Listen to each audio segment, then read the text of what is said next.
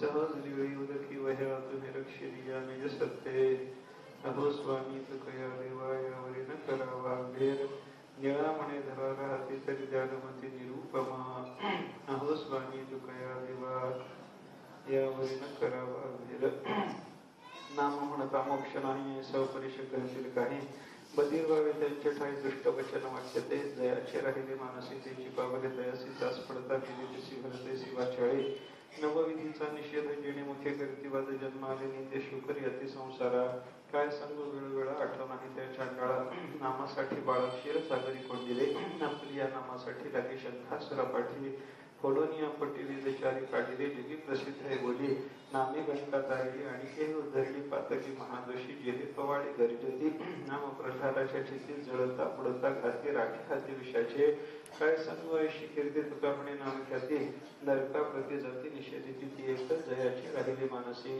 तिची पावले दयासी चाच पडता दिली बिसी भरतेसी वाचाळे चक्र म्हणालेला 943 क्रमांकाचा अभंग आहे. विचार आपला चालू आहे.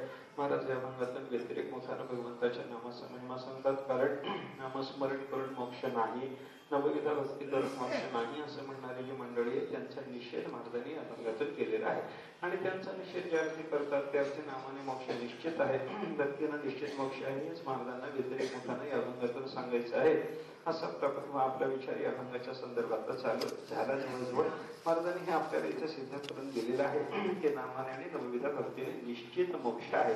आता नामाने मोक्ष नाही, नवविधा भक्तीने मोक्ष नाही म्हणणारी जी मंडळी त्यांच्याकडचं सूत्र काय, सिद्धांताचं काही सूत्र त्यांच्या हातात आहे का त्याचा विचार जेव्हा आपण केला तेव्हा कर्माने मोक्ष नाही हे सिद्धांताचं सूत्र धरून बोलणारी ही मंडळी आहे असं आपण चिंतन केलं. कारण नामस्मरण म्हणजे वाचिक क्रिया आहे.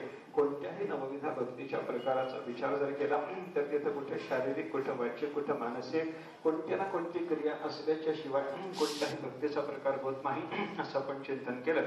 आणि भक्ती म्हणली की तिथं क्रिया आहे, त्या क्रिया आली की त्या क्रियेनं मोक्ष प्राप्त झाला तर तो अनित्य होईल म्हणून क्रियेनं मोक्ष नाही. या सिद्धांताच्या सूत्रानुसार नामाने, नामस्मरणाने, भक्तीने मोक्ष प्राप्त होत नाही असं बोलणारी मंडळी आहे. पण यांचं बोलणं निरस्त करताना आपण चिंतन केलं की बाबा नवविधा भक्तीला ऐका किंवा नामस्मरणाला आपल्याला कर्मात गणायचं आहे का ज्ञानात गणायचं आहे. हे कर्म पद्धतीचे साधन आहे भक्तीचे का ज्ञान पद्धतीच्या याचा आपण तुलनेने चिंतन जेव्हा केला, अभ्यास जेव्हा केला तेव्हा आपल्याला लक्षात घेता आलं की बाबा नामाची साधना किंवा नवविधा भक्तीची साधना क्रिया पद्धतीची नाही, त्याच्यामध्ये ज्ञानाची प्रधानता आहे. ज्ञान पद्धतीची ही साधना आहे. श्रोतव्य मंतव्य निधिध्यासितव्य हा अशाच पद्धतीचा साधनक्रम आपल्याला ज्ञानासारखाच भक्तीचाही बाहेर सापडतो असं आपण चिंतन केलं. म्हणजे क्रियात्मक साधना नाही, ज्ञानात्मक साधना आहे. त्याच्यामुळे ज्ञानात्मक साधना असल्यामुळे नामसाधनेनं किंवा नवविधा भक्ती साधनेनं आपल्याला मोक्ष प्राप्तीमध्ये कोणताही प्रत्यवाय नाही, अडचण नाही असं चिंतन आपण केलं. मग हे ज्ञान आणि भक्तीमध्ये भेद करणारे जे लोक आहेत ना त्यांनी काय हे चिंतन केलं, भेदाचं चिंतन यांना कसं करता आलं याचा विचार आपण केला. यांनी सगुण निर्गुणात भेद पाहिला म्हणून सगुणाच्या प्राप्ती करता लागणारी भक्ती आणि निर्गुणाच्या प्राप्ती करता लागणारं ज्ञान यांनी वेगळं ठरवलं. मुळात सगुण निर्गुण वेगळे नाही, सगुण जो झाला तोच निर्गुण आहे, जो निर्गुण आहे तोच सगुण झाला अशी स्थिती असल्यामुळे सगुण निर्गुणाचा ठाव विटे पाव धरी गेले. सगुण निर्गुण एक गोविंद रे हे सिद्धांताचं सूत्र संतांनी आपल्या हातात दिलेलं असल्यामुळं सगुण निर्गुण एक आहे म्हणून सगुणाच्या प्राप्ती करता लागणारी भक्ती आणि निर्गुणाच्या प्राप्ती करता लागणारं ज्ञान हेही एक आहे असं आपलं चिंतन चालू आहे. त्याच्यामध्ये आपण विचार केला ज्ञान आणि भक्तीची एकता कशी याचा विचार करण्याच्या करता ज्ञान आणि भक्तीचा भेद दाखवणारी जी मंडळी आहे त्यांच्याकडे जे मुद्दे आहेत त्या मुद्द्याचं खंडन करणं, निराकरण करणं आपलं चालू आहे. त्याच्यात त्याने आपल्याला दाखवलं की ज्ञान आणि भक्ती वेगळे का. पहिलं कारण, 4 कारण त्याने आपल्याला सांगितलेले. त्याच्यातलं पहिलं कारण ज्ञानाचं आणि भक्तीचं स्वरूप वेगळं आहे. दुसरं कारण ज्ञानाचं आणि भक्तीचं साधन वेगळं आहे. तिसरं कारण त्याने दाखवलं ज्ञान आणि भक्तीमध्ये फलभेद आहे. आणि चौथं कारण दाखवतात ते बाबा ज्ञानाचा अधिकारी वेगळा आणि भक्तीचा अधिकारी वेगळा असल्यामुळे ज्ञान भक्तीला वेगळं म्हणा. 4 प्रकारचा भेद दाखवला. स्वरूप भेद, साधन भेद, फलभेद आणि अधिकारी भेद असं चिंतन आपण करत होतो. त्याचा त्या सगळ्या मुद्द्याचं निराकरणाचा विचार आपला जवळजवळ झाला. आपण त्याचं चिंतन काय केलं, ज्ञान आणि भक्तीचं स्वरूप भिन्न म्हणतात पण स्वरूप भिन्न नाही विचार झाला. ज्ञान आणि भक्तीचं साधन आणि फल वेगळं वेगळं असं म्हणणारी मंडळी आहे पण ज्ञानाचं साधन आणि भक्तीचं साधन वेगळं वेगळं नाही. कारण भक्ती करता जी साधना नारदासारख्या भक्त्याचार्यांनी त्यांच्या भक्ती सूत्रातून सांगितलेले त्या साधनांनी केवळ भक्तीच निर्माण होते असं नाही, तर त्याच्याने ज्ञानही निर्माण होतं. मग जे साधन भक्ती निर्माण करणार आहे ते साधन ज्ञान निर्माण करायला लागलं. ज्ञानाचं आणि भक्तीचं साधन वेगळं वेगळं झालं नाही असं आपल्याला चिंतन करता आलं. अजून एक चिंतन भक्ती सूत्राच्या आधारानं विस्ताराने जे आपल्या 2-3 दिवसात चालू आहे त्याच्यामध्ये कस्तरती माया हा प्रश्न नारदाने निर्माण केला. माया कोण ठरून जातो? विषय चालू आहे भक्तीचा, भक्ती सूत्राचं निरूपण, भक्ती संबंधीचं शास्त्र सांगण्याकरता ग्रंथ रचना करताना नारदाने बरेच विषय काढला माया तरुण जाण्याचा. आणि माया तरुण जाणे हा विषय ज्ञानशास्त्राचा आहे. आपण चिंतन त्या संदर्भात असं केलं, भक्तीचं शास्त्र सांगताना ज्ञानशास्त्राचा विषय जो नारदाने बरेच आणला त्याचं कारण काय? ज्ञान आणि भक्तीचं ऐक्य आहे हेच नारदांना त्याच्यातून दाखवायचं असं आपण चिंतन केलं. मग माया तरुण जाण्याकरता जे जे काही असावं लागतं त्याच्यातून माया तरुण जाण्याकरता लागणारं ज्ञानच निर्माण होतं का भक्तीही निर्माण होते याचं जेव्हा आपण चिंतन केलं ते ज्ञानाच्या क्षेत्रातही तीच अवस्था आहे आणि भक्तीच्या क्षेत्रातही ती अवस्था उपयोगाची आहे असं आपण चिंतन केलं. संगत त्यागाची पहिली अवस्था ज्ञान आणि भक्तीमध्ये समान आहे. महापुरुषाचं सेवन करणं ज्ञान आणि भक्तीमध्ये समान आहे. निरुपम होणं ज्ञान आणि भक्तीमध्ये समान आहे. एकांत स्थानाचं सेवन करणं, लोकबंधनाचा त्याग करणं, निस्त्रेगुण्य होणं, योगक्षेम सोडणं सगळं ज्ञान आणि भक्तीच्या बाबतीमध्ये समान कसं आहे आपण त्याचा विस्ताराने विचार पाहिला. कर्मफलाचा त्याग ज्ञानी महात्माय करतो, भक्त महात्माय करतो. स्वरूपतः कर्मत्याग ज्ञानाकडेही असतो भक्ताकडेही असतो. निर्द्वंद्व होणं ज्ञानी आणि भक्त दोघांच्याकडे समान आहे. वेदांचा त्याग करणं, वेदानपि संन्यस्यति ही अवस्था ज्ञान आणि भक्तीच्या क्षेत्रामध्ये समान रीतीने कशी आहे हे आपण पाहिलं. आणि माया तरुण जाण्याकरता ऐका, शेवटचं चिंतन आपलं माया तरुण जाण्याच्या संदर्भात सांगितलेल्या अवस्थेचं जे चालू आहे त्याच्यात नारदाने असं सांगितलं, केवलम अविच्छिन्नानुरागम लभते. माया तरुण जाण्याकरता हा भक्त महात्मा भगवंताच्या संबंधातला अनुराग तोही अविच्छिन्न अनुराग आणि केवलमेव भगवंताच्या संबंधातला अविच्छिन्न अनुराग प्राप्त करून घेतो आणि त्याच्यानं मायेतून तरुण जातो असं चिंतन नारदाने इथं केलं. त्याचा विचार आपण काल परवा 2 दिवस विस्ताराने केला. अनुराग म्हणजे प्रेम. ऐका, भगवंताच्या संबंधातल्या प्रेमाला भक्ती म्हणतात, संसाराच्या संबंधातल्या प्रेमाला आसक्ती म्हणतात. हे वेदाचं चिंतन मी सांगितलं. त्याच्या देवाच्या संबंधातलं प्रेम म्हणजेच अनुराग.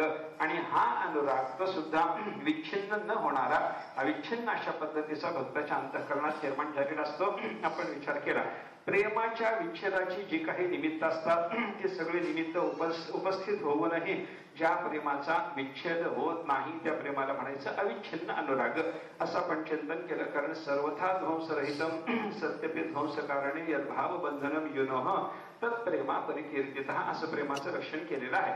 भावबंधन दोघांच्या दोन सख्यांच्या अंतःकरणामध्ये असलेलं भावबंधन, परस्पराच्या संबंधातलं भावबंधन. आणि ते भावबंधन सुद्धा कशा पद्धतीचं, तर प्रेमाच्या नाशाची कारण उपस्थित झालेली असताना सुद्धा ज्या प्रेमाचा नाश होत नाही अशा पद्धतीचं भावबंधन त्याला म्हणायचं आहे प्रेम, त्याला म्हणायचं आहे भक्ती, त्याला म्हणायचं आहे अविच्छिन्न अनुराग असं आपण चिंतन केलं. आता प्रेमाच्या नाशाची विच्छेदाची काय काय कारणं असू शकतात आपण ज्याचा विस्ताराने विचार केला तेव्हा आपल्याला लक्षात येणार किंवा देशभेद हे एक प्रेमाच्या विच्छेदाचं कारण आहे. देश बदलला, या देशात असताना प्रेम होतं, त्या देशात गेल्याच्या नंतर प्रेम राहिलं नाही. या काळात प्रेम होतं, त्या काळात गेल्याच्या नंतर प्रेम राहिलं नाही. या कर्माच्या जोगानं प्रेम होतं, त्या कर्माच्या जोगानं प्रेम राहिलं नाही. अशी अवस्था आपण पाहिली. कर्म बदललं, काळ बदलला, देश बदलला, मृत्यू आला. गुण पाहून प्रेम केलं होतं ते गुण नाहीत असं कळालं. कामना धरून प्रेम केलं होतं ते कामना राहील ते आपल्याला निर्माण झालं. अशा सगळ्याच्या सगळ्या कारणाने मनुष्याच्या अंतःकरणातल्या प्रेमाचा विच्छेद होण्याची शक्यता आहे असं आपण चिंतन केलं. पण भक्ताच्या अंतःकरणामध्ये या कोणत्याही कारणानं प्रेमाच्या विच्छेदाचं कोणतंही कारण उपस्थित होऊ नये. देवाच्या संबंधातल्या प्रेमाचा विच्छेद होतच नाही. अनेक भक्तांची उदाहरणं याच्याकरता आपण पाहिली. गोपिकांची उदाहरणं पाहिली, यशोदेचं उदाहरण पाहिलं, राधेचं उदाहरण पाहिलं, कात्यायन व्रत करणाऱ्या गोपिकाच्या संदर्भात देवाने केलेला आचार पाहिला. तर सगळाच्या सगळा आचार त्याच्यामध्ये दिसून येणारी सगळी निमित्त प्रेमाच्या विध्वंसाला कारणीभूत होणारी असताना सुद्धा भक्ताच्या अंतःकरणातलं गोपिकाच्या अंतःकरणातलं प्रेम उद्ध्वस्त झालं नाही. याला म्हणतात अविच्छिन्न अनुराग असं आपण चिंतन केलं. आपला मुद्दा आता काय आहे, प्रेमाचा विच्छेद नाही. ते गुण पाहिले, गुण असतानाही प्रेम आहे, गुण नसतानाही प्रेम आहे, असं सगळं चिंतन आपण करून आलो. परमात्मा सुंदर म्हणला तरी भक्ताचं परमात्म्याच्या ठिकाणी प्रेम आहे, परमात्मा असुंदर म्हणला तरी परमात्म्याच्या ठिकाणी भक्ताचं प्रेम आहे, परमात्मा गुणवान म्हणला तरी प्रेम, गुणरहित म्हणला तरी प्रेम. अशा पद्धतीचं चिंतन आपण भगवंताच्या संदर्भामध्ये गोपिकाच्या मुखातल्या उद्गाराच्या आधाराने करून आलो बरं का. एक राधेच्या संदर्भातली अजून एक कथा सांगतात बघा. काय झालं, एका दिवशी राधेनं आपल्या सखीला ललितेला सांगितलं, संध्याकाळची वेळ राधा भगवान श्रीकृष्ण परमात्म्याची प्रतीक्षा करत होते. देवाची प्रतीक्षा करता करता राधेनं आपल्या सखीला सांगितलं, जाग म्हणेन श्रीकृष्ण परमात्म्याला बोलवणार बरं, माझ्याकडे बोलवणार बरं, घाली कवाड टळली वाढ राहते वगैरे वगैरे चिंता नाही की नाही, तशाच पद्धतीचा विचार आहे. राधेनं सांगितलं ललितेला जा श्रीकृष्णाला घेऊन ये. ललिता निघाली, नेहमीप्रमाणे भगवान श्रीकृष्ण परमात्म्याकडे आले, देवाला नमस्कार केला, देवाला सांगितलं, म्हणले देवा मी राधेची सखी ललिता. हो म्हणे, मला माहिती आहे, परिचय तुझा, मी राधेकडून आले देवा. हो, काय म्हणलंय राधेचं? राधा म्हणते की देवा आज रात्री तिच्या महालामध्ये आपण यावं अशी तिची आपल्या चरणाला प्रार्थना आहे. भगवान श्रीकृष्ण परमात्म्याने ललितेचं हे बोलणं ऐकलं. बराच वेळ ललितेकडे बघणं सुद्धा देवाने केलं नाही. देवाने तिला अगदी टाकून दिलं, विचार तिचा कोणताही केला नाही, तिच्याशी बोलले नाहीत, येतो म्हणाले नाहीत, नाही म्हणाले नाहीत. आणि थोड्या वेळानं पुन्हा ललितेने जेव्हा विनंती केली की देवा मी आले, राधेकडून आले, विनंती करायला आले, आजच्या रात्री तुम्ही तिच्या महालामध्ये यावं अशी तिची विनंती आहे. भगवान श्रीकृष्ण परमात्मा त्या ललितेला टाकून बोलले, सांगितले म्हणे काही तुम्हाला धंदे नाहीत म्हणे, कशाला येता म्हणे आमच्याकडे, आम्हाला वेळ नसतो, मी काही येत नाही, जाऊन सांग तुझ्या राधेला. असं टाकून बोलल्याच्या नंतर ती ललिता हिरमुसली होऊन राधेकडे परत आली. राधा बसली होती, तयार होऊन बसली होती भगवान श्रीकृष्ण परमात्म्याच्या स्वागता करता, पण भगवान आले नाहीत. ललिता हिरमुसलेली आलेली पाहिल्याबरोबर राधेनं तिला शांत करत सांगितलं, म्हणजे बस ललिते, नाराज होऊ नको. कोण बोलतंय? राधा बोलते. ज्या राधेनं देवाच्या प्रतीक्षा करता एवढी तयारी केलेली, स्वागता करता एवढी तयारी केलेली, देव निश्चित आश्चर्य येतील असं तिला वाटत होतं, आणि त्या राधेला भगवंताचं आगमन झालं नाही. तेव्हा ललितेला पाहिल्याच्या नंतर ललितेला शांत करण्याचा प्रसंग राधेवर आला. राधेनं तिला सांगितलं, ललिते शांत राहा म्हणे, शांत राहा, तू असे नाराज होऊ नको. तिला सांगितलं की रडायचं काही कारण नाही, भगवान श्रीकृष्ण परमात्मा आले नाहीत याच्यामध्ये तू तुझा स्वतःचा दोष काय म्हणतेस? तुझा काही दोष नाही, तू विनंती करायला गेली होतीस ना देवाला, माझ्याकडून तू विनंती केली ना, चला चला देवा बोललीस ना, पण देव येत नाही, याच्यात तुझा काय दोष, तुला नाराज व्हायचं काय कारण? ललिता हिरमुसलेली पाहिल्याबरोबर राधेनं त्याला समजून सांगायला सुरुवात केली. नचा यातः कृष्ण यदि सखी तवाग कथमिदम, भगवान श्रीकृष्ण परमात्मा आले नाही त्याच्यामध्ये तुझा काय दोष आहे? काही दोष नाही. मुधा मारोतीर्मे कुरु परमिमा उत्तर कृत्यम. मग राधेनं तिला समजावून सांगायला सुरुवात केली, ललिते विनाकारण रडत बसू नको, आता एक काम कर म्हणे, तयारीला लाग. कशाची तयारी? भगवान श्रीकृष्ण परमात्मा तर येणार नाही, आता त्यांनी येणार नाही म्हणून सांगितलंय, तयारीचं काय कारण? तिने सांगितलं राधेनं, हे बघ म्हणे ललिते, भगवंताच्या दर्शनाकरता उत्कंठेनं आतुर होऊन मी बसलेली होते, आणि परमात्मा येणार नाहीत ना? हो, येणार नाहीत. मग देव येणार नाहीत म्हणजे देवाचा मला विरह होणार ना? हो, ही देवाच्या विरहाची वेदना मला सहन होणार नाही, त्याच्यामुळे मी नक्की मरणार आहे, म्हणून पुढच्या तयारीला लाग. काय सांगितलंय? समजावणं कसं चाललंय बघा. तिला शोक करू नको हे समजावून सांगणं चालू नाही. तिला शोक करायचा नाही, तो कशा करता? पुढच्या तयारीला लागायचे म्हणून. आणि काय तयारी करायची? माझ्या उत्तर क्रियेची तयारी कर. आणि उत्तर क्रियेची तयारी कर हे सांगत असताना राधेनं त्या ललितेला उत्तर क्रियेची तयारी काय सांगितली, माझी उत्तर क्रिया कशी करायची त्याच्याबद्दल ते म्हणायला लागले. तमालस्य स्कंदे विनिहित भुजावल्लरीयम यथा वृंदारण्ये चिरमविचला तिष्ठती तनु, अशी माझी उत्तर क्रिया करायची आहे म्हणे. माझ्या उत्तर क्रियेच्या तयारीला लाग. आणि माझी उत्तर क्रिया करायची म्हणजे मी मेल्याच्या नंतर नेऊन माझं शरीर नुसतं जाळून टाकायचं एवढी माझी उत्तर क्रिया नाही. मग कशा पद्धतीची उत्तर क्रिया करायची? याच्यामध्ये देवाच्या संबंधातला, राधेच्या अंतःकरणातला अविच्छिन्न अनुराग आपल्याला बघायचंय, झोपायचं नाही बरं का. ललितेच्या समोर राधेनं जे सांगितलंय, अविच्छिन्न अनुराग कसा राधेच्या अंतःकरणामध्ये आहे याचा विचार आपल्याला पाहायचा आहे. राधेनं सांगितलं की माझी उत्तर क्रिया कर. आणि ती उत्तर क्रिया करत असताना नुसतं माझं शरीर संपून टाकणं, जाळून टाकणं, पुरून टाकणं असली उत्तर क्रिया करायची नाही म्हणे. मग काय करायचं? त्या लता कुंजामध्ये जायचं, वृंदावनामध्ये जायचं, आणि त्या वृंदावनात गेल्याच्या नंतर एक तमाल वृक्ष धरायचा. तमालस्य स्कंधे विनिहित भुजा वल्लरीयम यथा वृंदारण्ये चिरमविचला तिष्ठती तनुः. ही माझी उत्तर क्रिया करायची. कशी करायची? तमाल वृक्ष बघायचा, त्या तमाल वृक्षाजवळ मला उभं करायचं, तमाल वृक्षाला आलिंगन देऊन माझं शरीर असं बांधून टाकायचं आणि त्या वृंदावनामध्ये तमाल वृक्षाला आलिंगन दिलेल्या अवस्थेमध्ये माझं शरीर दीर्घ काळपर्यंत टिकून राहील अशी व्यवस्था करायची. ही माझी उत्तर क्रिया. काय सांगितलं याच्यामध्ये? ही उत्तर क्रिया काय असते का? झाडाला बांधून ठेवायचं. याच्यामध्ये उत्तर क्रिया चांगली काय सांगितली? याच्यामध्ये प्रेम काय व्यक्त झालं असं कोणी जर विचारलं तर त्याला उत्तर असं आहे की तमाल वृक्षाचा रंग श्रीकृष्णासारखा आहे आणि श्रीकृष्ण परमात्मा भेटत नाही, त्यांचं आलिंगन भेटत नाही, तर कमीत कमी त्यांच्या रंगाचा असलेला जो तमाल वृक्ष आहे त्याच्या आलिंगनात तरी माझं शरीर कायमचं राहू दे अशी व्यवस्था कर. हे जे राधेचं बोलणं आहे, मला सांगा याच्यातून राधेच्या अंतःकरणामध्ये श्रीकृष्ण परमात्म्याच्या संबंधाने असलेले जे प्रेम आहे ते विच्छिन्न होणार आहे की अविच्छिन्न पद्धतीचं आहे? एवढंच उत्तर द्या. झोपू नका कृपा करून. काय सांगा बरं मला, काय आहे हे प्रेम? कसं आहे? विच्छिन्न होणार आहे की अविच्छिन्न? अविच्छिन्न आहे. नष्ट झालं का? देवानी यायचं नाही असं ठरवलं तरी राधेच्या अंतःकरणातल्या प्रेमाचा नाश झाला का याचा विचार जर आपण केला तर राधेच्या अंतःकरणामध्ये जे प्रेम होतं त्या प्रेमाचा नाश नाही असं चिंतन आपल्याला करता येतं आणि याला म्हणतात अविच्छिन्न अनुराग. आणि हा अविच्छिन्न अनुराग ज्या भक्ताच्या अंतःकरणात निर्माण होतो त्या भक्ताला माया तरून जाता येतं. सतरते सतरते स लोकावस्तार येते असं चिंतन आपण केलं. आता हा झाला भक्तीच्या बाबतीमध्ये केवळ अविच्छिन्न अनुराग प्राप्त करून घेणाऱ्या भक्ताचा विचार. आता इकडे आपल्याला चिंतन करायचं आहे ज्ञानाच्या क्षेत्रामध्ये सुद्धा ही अवस्था कशी आहे याचा विचार करायचा आणि हे चिंतन करत असताना आपल्याला काय सिद्ध करायचं? आता अविच्छिन्न अनुराग जसा भगवंताच्या संबंधाने भक्ताच्या अंतःकरणामध्ये आहे तसा अविच्छिन्न प्रेम आत्मस्वरूपाच्या संबंधाने ज्ञानाच्या अंतःकरणात आहे असा विचार आपल्याला करावा लागणार आहे बरं का. ज्ञानाच्या अंतःकरणातल्या प्रेमाचं चिंतन अशाच पद्धतीने आपल्याला करणं शक्य आहे. ज्ञानालाही अविच्छिन्न अनुराग आहे. बघा तुम्ही परमा काय आहे आपल्याला पंचरशीमध्ये वगैरे असं सिद्ध करून दिलेलं पाहायला सापडतं. पहा बृहदारण्यक उपनिषदाच्या आधाराने आलेलं चिंतन आहे. पहिल्याच प्रकरणामध्ये आलेलं चिंतन आहे. आत्मस्वरूपाच्या ठिकाणी असणाऱ्या प्रेमाला परमप्रेम म्हणतात की साधारण प्रेम म्हणतात? काय एक शब्द जोरात उच्चारला म्हणजे मला कळलं. परमप्रेम म्हणतात. आणि आत्मस्वरूपाच्या ठिकाणी असलेलं प्रेम परमप्रेम का आहे? कशामुळे आत्म्याच्या ठिकाणी परमप्रेम आपलं आहे याचा विचार जर आपण केला तर आत्मा आनंद रूप आहे, परमात्मा आनंद रूप आहे आणि आत्मा परमात्म्याशी अभिन्न असलेला आत्मा हा परमानंद रूप असल्यामुळे त्याच्या ठिकाणच्या प्रेमाला परमप्रेमता असं म्हणलेलं आपल्याला पाहायला सापडतं बरं का.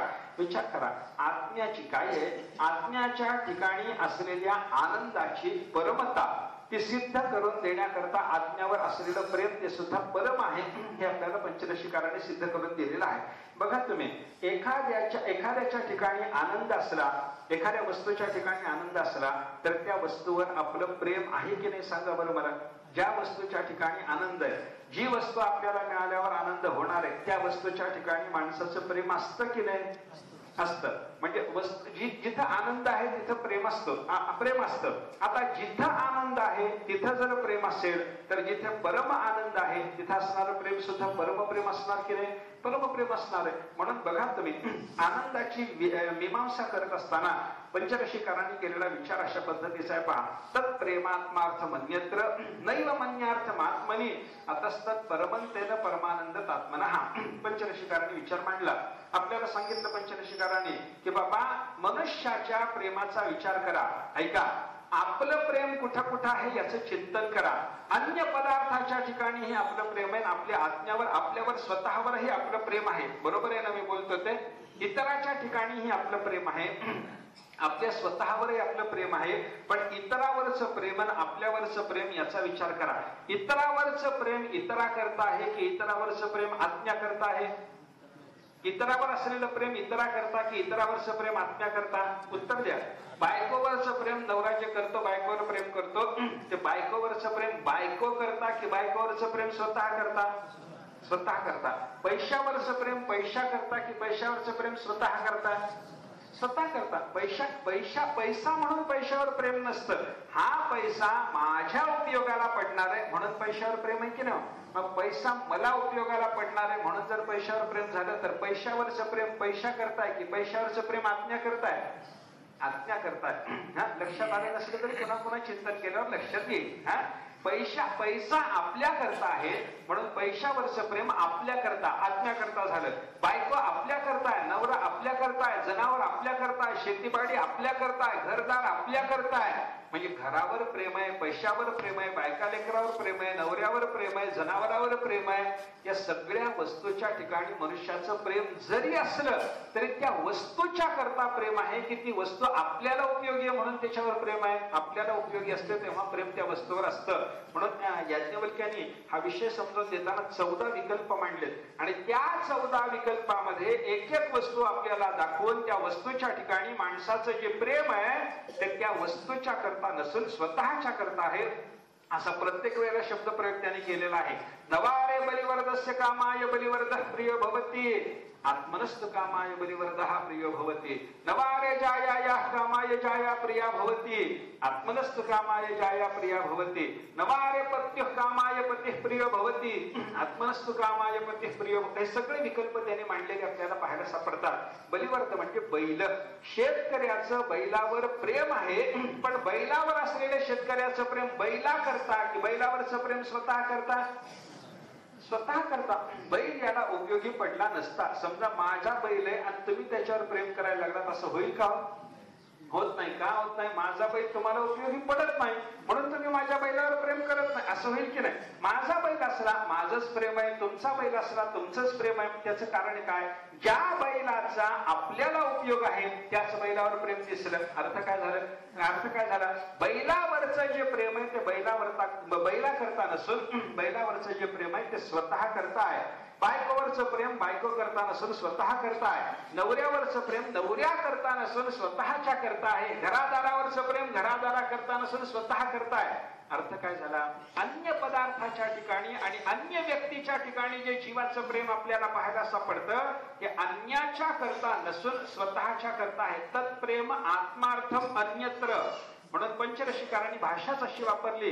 अन्यत्र जे प्रेम आहे ते आत्मार्थम स्वतःच्या करता आहे. आता इतर पदार्थाच्या ठिकाणी जे प्रेम होतं ते कोणा करता याचा विचार झाला. आता स्वतःवर जे प्रेम आहे ते कोणा करता याचा विचार करा. आपल्या आहे आतापर्यंत काय चिंतन केलं आपण? आपली बायको, आपला बैल, आपला मुलगा, आपला नवरा, आपला पैसा, आपलं घर यांच्यावर प्रेम आहे. यांच्यावर असलेलं प्रेम स्वतः करता आहे हे चिंतन आपलं झालं. त्याचप्रमाणे या बाकीच्या पदार्थावर जसं माणसाचं प्रेम आहे तसं माणसाचं प्रेम स्वतःवर सुद्धा आहे ना. मग हे स्वतःवर असलेलं प्रेम कोणा करता आहोत? बायकोवरचं प्रेम आपल्या करता असेल तर आपल्यावरचं प्रेम बायको करताय. बरोबर आहे का माझं बोलणं? हो नाही म्हणा किंवा काय करायचं देऊ नका. काय कोणी काय म्हणत नाही. आपण इथं जे बसलो ते चिंतन करायला बसलो. घरी कोणी सांगणार नाही काय आपण चिंतन करायचं आपल्याला. बायकोवरचं प्रेम बायको करता की बघा घरी गेल्यावर सांगा बायकोवरचं प्रेम तुझ्यावरचं प्रेम तुझ्याच करता आहे. घरी गेल्यावर सांगावं. पण इथं चिंतन करताना खरं बोलावं. इथं चिंतन करताना मात्र तिच्यावरचं प्रेम तुझ्या करता म्हणायचं काही कारण नाही. वस्तुस्थिती काय आहे ते बोलायचं आपल्याला इथं बरं का. पैशावरचं प्रेम पण बायको सोडून द्या, नवरा सोडून द्या. बोलायला अवघड वाटतं ना जरा. पण थोडं पैशाचा विचार करा ना. पैसा काय भांडायला येणार आहे का आपल्याला? पैशावर जे प्रेम आहे आपलं ते पैशा करता नसून स्वतः करता आहे. मग आपल्या स्वतःवर असलेलं जे प्रेम आहे ते पैशा करता की स्वतः करताच आहे ना. पैशावरचं प्रेम स्वतः करता जसं आहे तसं स्वतःवरचं प्रेम पैशा करताय का? नाही. आपल्या